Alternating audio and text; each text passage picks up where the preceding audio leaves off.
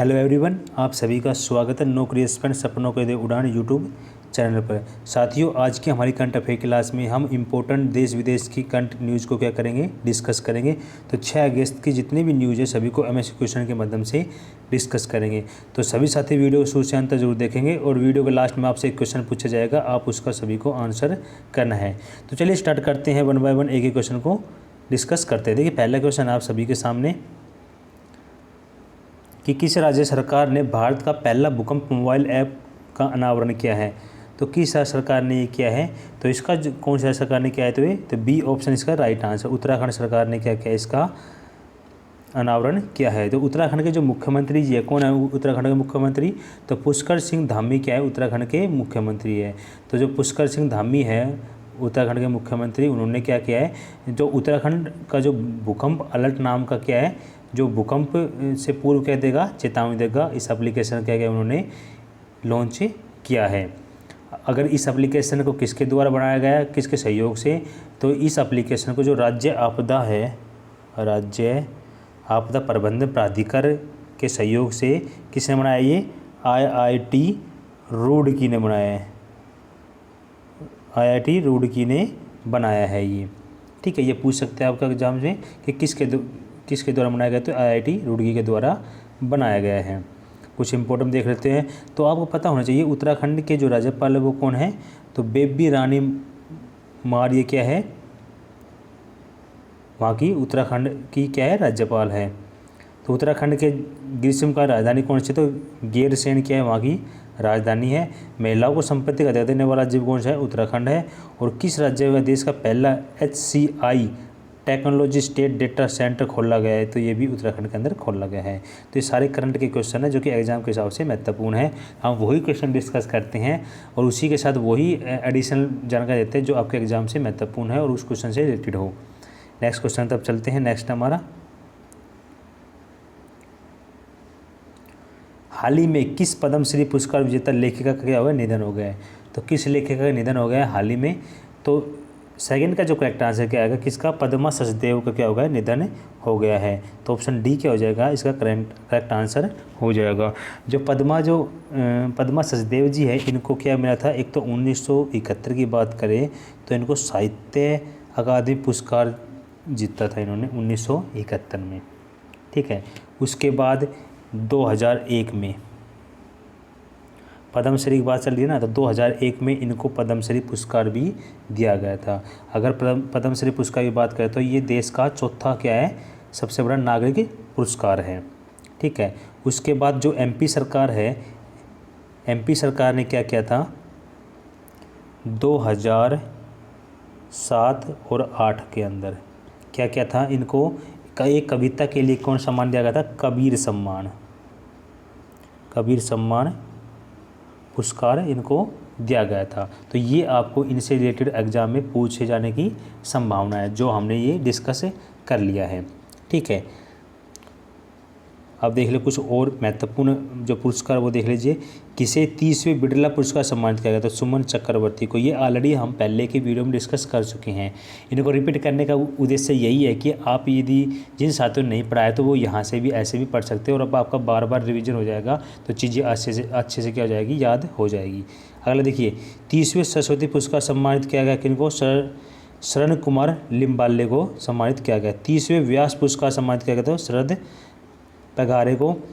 और किसे साहित्य अकादमी 2021 का अवार्ड दिया गया था, अनामिका को ये अवार्ड दिया गया था। इम्पोर्टेंट है अवार्ड की दृष्टि से।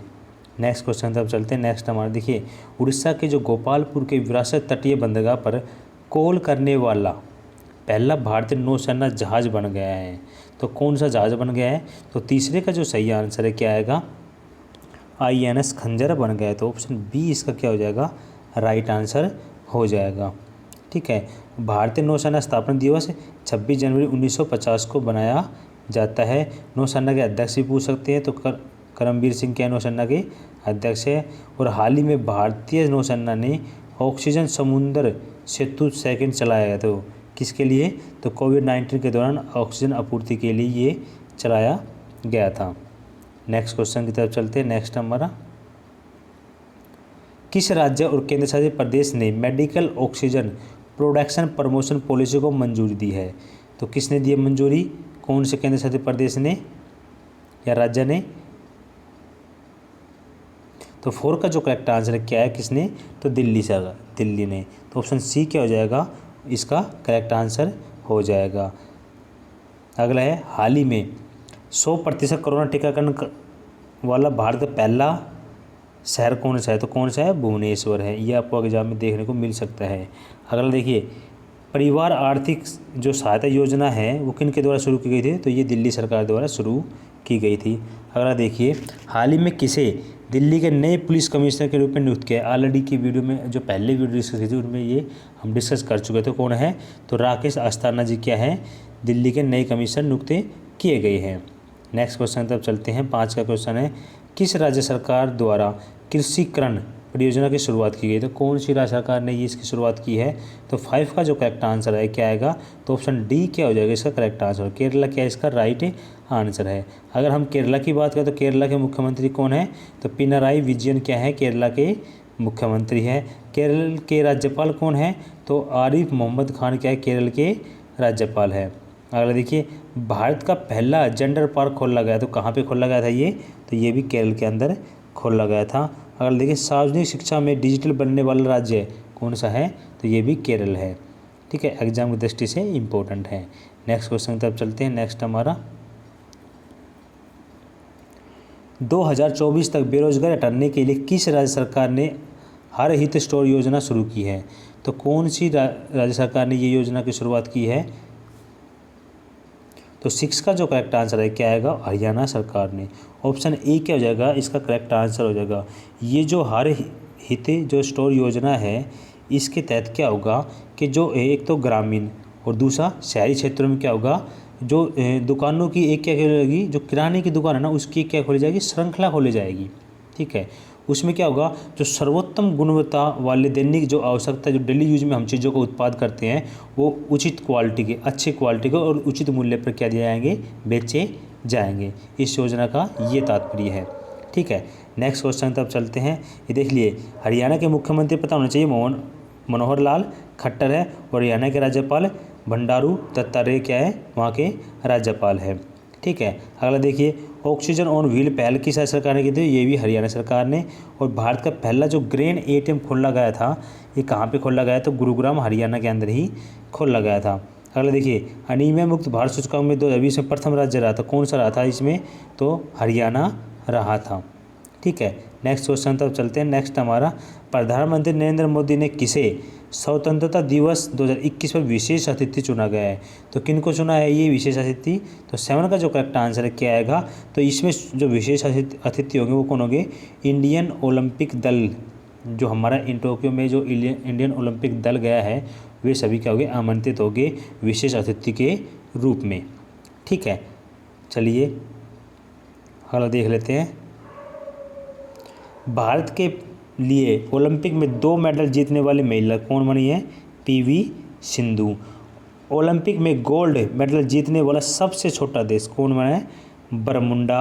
अगर देखिए, ओलंपिक में सबसे बड़ा पहला गोल्ड जीता था, किसने जीता था, यान कियान ने जीता था। अगर देखिए, भारतीय हॉकी टीम, जो भारतीय पुरुष हॉकी टीम ने क्या किया है, आज कहते कांस्य पदक जीता था। तो जो कांस्य पदक जीता है वो किसको हरा के जीता है, तो ये जर्मनी को हरा के जीता है। ठीक है, जितने भी साथी हैं जिनको पीडीएफ डाउनलोड करने में प्रॉब्लम होती है डेली करंट अफेयर की, तो यो यहाँ से आप पीडीएफ को डाउनलोड कर सकते हैं www.nocrispen.com। इस वेबसाइट से जाके आप डेली करंट अफेयर पीडीएफ भी डाउनलोड कर सकते हैं और डेली करंट अफेयर क्विज भी अटैम्प्ट कर सकते हैं। तो एक बार अच्छे से पीडीएफ को डाउनलोड करके एक बार प्रिपेयर कर लीजिए, उसके बाद आप टेस्ट दीजिए। देखिए आपका जो रिजल्ट होगा कैसा आता है, कितना आपने पढ़ा है, उसका फुल रिव्यू और फुल एनालिसिस देखिए, तो आपको पता चल जाएगा आपका करंट अफेयर कहाँ तक पहुँचा है। धीरे धीरे थोड़ा थोड़ा करेंगे तो आपको ऑटोमेटिक आपका जो करंट अफेयर है इम्प्रूव होता चला जाएगा। नेक्स्ट क्वेश्चन तब चलते हैं। नेक्स्ट हमारा, BRO ने लद्दाख में कितने फीट की ऊंचाई पर दुनिया की सबसे ऊंची सड़क बनाई है, तो कितनी फीट की ऊंचाई बनाई है ये, तो 19,300 फीट की ऊंचाई पर ये सड़क बनाई गई है। तो ऑप्शन ए क्या हो जाएगा इसका सही आंसर हो जाएगा।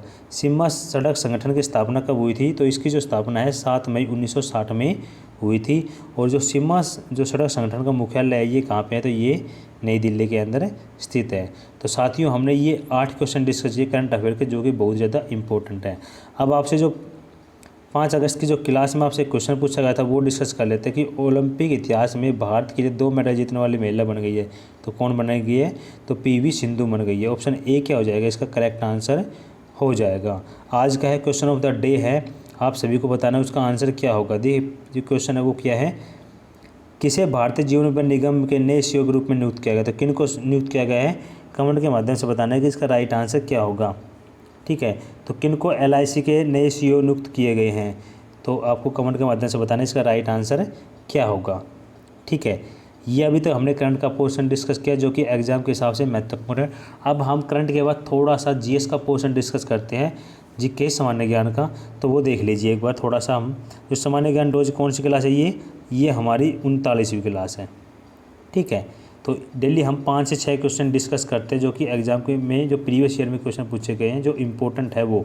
देखिए पहला है, प्रत्येक राज्य में महाअधिवक्ता की नियुक्ति कौन करता है? तो कौन करता है? तो ये राज्यपाल करता है राज्य के अंदर। ठीक है, सेकंड देखिए, जो नियुक्ति होती है वो राज्यपाल करता है राज्य के अंदर। अगर हम देश की बात करें तो राष्ट्रपति करता है। ठीक है, सेकंड देखिए, विधि के प्रश्न पर सर्वोच्च न्यायालय से परामर्श लेने का अधिकार तो राष्ट्रपति को किस अनुच्छेद के तहत? अनुच्छेद 143 के। ठीक है, नेक्स्ट देखिए, भारत के किस मुख्य न्यायाधीश के राष्ट्रपति के रूप में कार्य किया? तो किस उन्होंने मुख्य न्यायाधीश के साथ साथ राष्ट्रपति के रूप में भी कार्य किया है? तो जस्टिस हिदायतुल्लाह ने क्या किया है? मुख्य न्यायाधीश के साथ राष्ट्रपति के रूप में भी कार्य किया है। अगला देखिए, संविधान का कौन सा अनुच्छेद मंत्रिपरिषद की नियुक्ति को विवेचित करता है? कौन किस अनुच्छेद के अंतर्गत? तो अनुच्छेद 75 के अंतर्गत विवेचित करता है। अगला देखिए, कौन भारत के राष्ट्रपति के निर्वाचक गण का भाग है पर उसके महाभियोग का भाग नहीं है? बताइए। तो राज्यों की विधानसभाएं क्या है? इसका करेक्ट आंसर हो जाएगा। तो ये हमने 5 क्वेश्चन डिस्कस किए जो एग्जाम के हिसाब से बहुत ही ज़्यादा महत्वपूर्ण है। और जितने भी साथी जिनको PDF डाउनलोड नहीं करना आता यहाँ से आप PDF डाउनलोड कर सकते हैं, साथ में डेली करंट अफेयर का टेस्ट भी ले सकते हैं। जिन साथियों को PDF वेबसाइट से पता नहीं है तो वो टेलीग्राम चैनल को ज्वाइन कर लें। टेलीग्राम चैनल का लिंक वीडियो के डिस्क्रिप्शन बॉक्स में, वहाँ से ज्वाइन करके आप यहाँ से डेली करंट अफेयर की PDF और क्विज को अटैम्प्ट कर सकते हैं। तो जितने भी साथी जो नए यूजर चैनल को सब्सक्राइब कर लेना, बेल आइकन पर प्रेस कर लेना और जाने से पहले एक बार वीडियो को शेयर कर दीजिए अपने दोस्तों में ताकि उनको भी करंट अफेयर का बेनिफिट मिल सके। तो साथियों आज की वीडियो हम यही समाप्त करते हैं। Okay bye and take care.